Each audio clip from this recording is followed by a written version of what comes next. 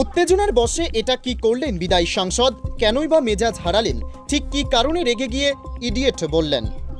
তবে কি এই গরমে মাথা কাজ করছে না নেত্রীর? ঠিক কি এমন ঘটনা ঘটেছিল জানতে হলে সঙ্গে থাকুন HPR নিউজের সঙ্গে। প্রচারে গিয়ে মেজাজ হারিয়ে নিজের দলের কর্মীকেই ইডিয়েট বললেন তৃণমূল প্রার্থী শতাব্দী রায়। ঘটনাটি ঘটেছিল বুধবার সকালে দুবরাজপুর ব্লকের হেতমপুর পঞ্চায়েত এলাকা থেকে নির্বাচনী প্রচার শুরু করেন বীরভূম লোকসভা কেন্দ্রের তৃণমূলের প্রার্থী শতাব্দী রায়। এরপর বালিজুড়ি পঞ্চায়েতের মঙ্গলপুরে খাগেশ্বর শিব মন্দিরে পুজো দেওয়ার পর স্থানীয় মানুষের প্রশ্নে মেজাজ হারালেন তৃণমূল প্রার্থী। স্থানীয় সূত্রে খবর, বালিজুড়ি পঞ্চায়েত এলাকায় কি উন্নয়ন হয়েছে, সেই সঙ্গে জলের ট্যাঙ্কের বরাদ্দ হওয়া টাকা ফেরত গেল কেন, একাধিক প্রশ্নে মেজাজ হারালেন বিদায়ী সাংসদ। এতটাই উত্তেজিত হয়ে পড়েন শতাব্দী রায় যে তিনি নিজের দলের কর্মীকেই ইডিয়েট বলেন।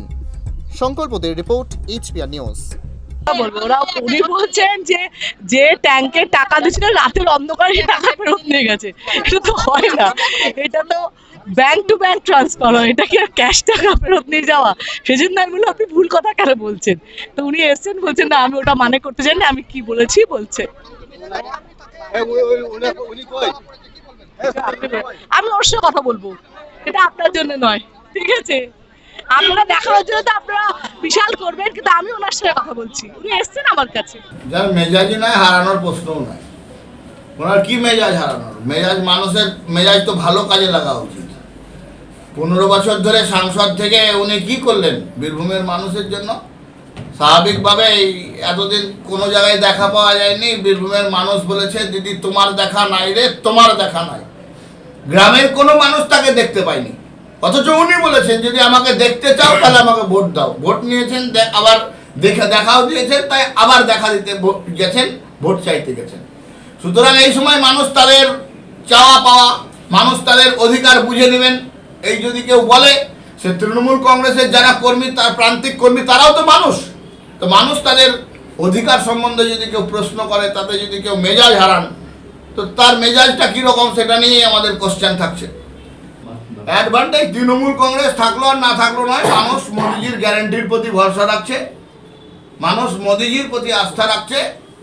বীরভূম মোদিময় হচ্ছে। গতকাল নমিনেশনের সময় আপনারা দেখেছেন তৃণমূল কংগ্রেস হাজার চেষ্টা করার পরেও তাদের নমিনেশন ফাইলে লোক আনতে পারেনি, এবং মমতা ব্যানার্জির যে সভা হয়েছে সেই সভার সময়, মমতা ব্যানার্জির ভাষণ সময় মহিলারাই যাদেরকে বলছে যে লক্ষ্মীর ভাণ্ডার দিয়েছি, তারা পালিয়ে যেতে চাইছে। মহিলা পুলিশ দিয়ে জবরদস্তি সভাতে বসে রাখতে বাধ্য করাচ্ছে, অর্থাৎ পুলিশ প্রশাসনকে পার্টির ভলেন্টিয়ারের কাজ করাচ্ছে তৃণমূল কংগ্রেস। এটা গণতন্ত্রের পক্ষে অত্যন্ত লজ্জাজনক এবং নক্কারজনক ঘটনা।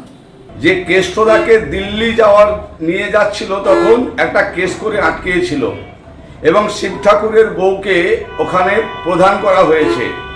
সেখানকার কর্মীরা, এবং টিভিতে দেখলাম সেখানকার সকল নেতা টেতা ছিল, সেই কর্মীরা এবং সাধারণ মানুষ সাংসদকে জিজ্ঞেস করেছে যে এই এলাকার কি উন্নয়ন হয়েছে এবং এই এলাকায় পানীয় জলের ব্যবস্থার টাকা ফেরত গেছে কেন। এবং এই রকমের একটা বিশ্রী কাণ্ডের পরে সম্মানীয় শতাব্দী রায় তাদেরকে ইডিয়েট বলেছে।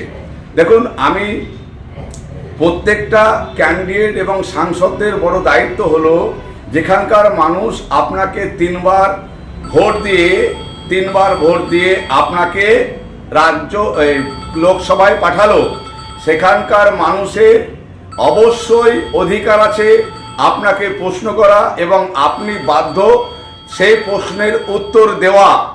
তা না করে আপনি ইডিয়েট বলেছেন। বীরভূমের মানুষ ইডিয়েট নয়, বীরভূমের মানুষ সত্যিকারের খুব বোকা।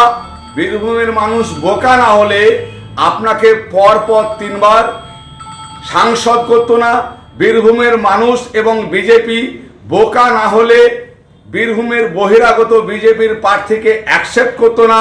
কিন্তু বীরভূমের মানুষকে অনুরোধ করব, আপনাদেরকে ইডিয়েটই বলুক আর বিজেপি যাই বলুক, আপনারা যে সত্যিকারের বীরভূমের ব্যক্তিত্ব এবং বীরভূমের মাটির মানুষ, লাল মাটির মানুষ, সেটা এই ইডিয়েটের প্রতিফল।